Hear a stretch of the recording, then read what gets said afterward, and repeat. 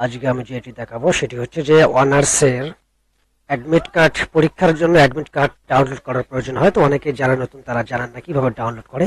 তো আজকে সেটি দেখাবো। তো এটি করার জন্য যে কাজটি করতে হবে, একটা ব্রাউজার ওপেন করবেন। আমি ক্রোম ব্রাউজার ওপেন করে নিয়েছি, আপনারা ক্রোম ব্রাউজার ব্যবহার করবেন, এটা অনেক ভালো, সুবিধাজনক। তো এখানে সার্চ বারে আপনারা লিখবেন nu.admission, এখানে আমার চলে আসছে।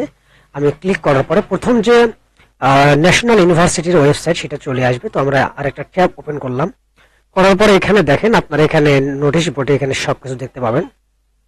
তো এখানে লেখা আছে অ্যাডমিট কার্ড ডাউনলোড, এখান থেকে আপনি ক্লিক করবেন, বা এখান থেকে applicant log in click here, এখান থেকেও আপনি ক্লিক করবেন।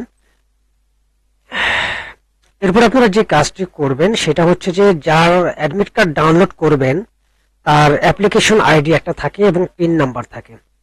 তো সেটা আপনারা এখানে বসিয়ে দিবেন। তো আমি আমারটা দিচ্ছি, কপি করলাম,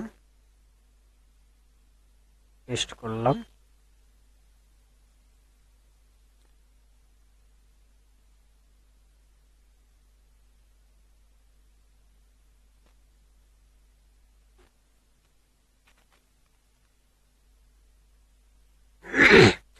দেখতে পাচ্ছেন আমি যখন অ্যাপ্লিকেশন আইডি এবং পিন নাম্বার দিয়ে দিলাম, তো সঙ্গে সঙ্গে তার প্রোফাইলে আমি লগ ইন করেছি।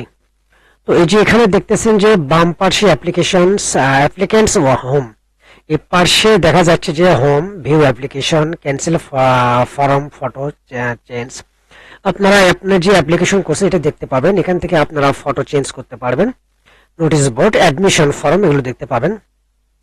তো ঠিক এই জায়গাটায় ডাউনলোড অ্যাপ্লিকেশন ফর্ম এখানে যেটা আছে, এখন যদি আমি এখানে ক্লিক করি তাহলে যে অ্যাপ্লিকেশন করেছিলাম সেই অ্যাপ্লিকেশন ফর্মটা ডাউনলোড হয়ে যাবে। তো এখানে থাকবে ডাউনলোড অ্যাডমিট কার্ড, ঠিক আছে। তো যখন আপনারা ডাউনলোড অ্যাডমিট কার্ডে ক্লিক করবেন, তো এই ব্যক্তির কি হবে, অ্যাডমিট কার্ডটি ডাউনলোড হয়ে যাবে। তো আমি যদি এখানে ক্লিক করি, এখন আমার যেটা চলে আসবে সেটা হচ্ছে যে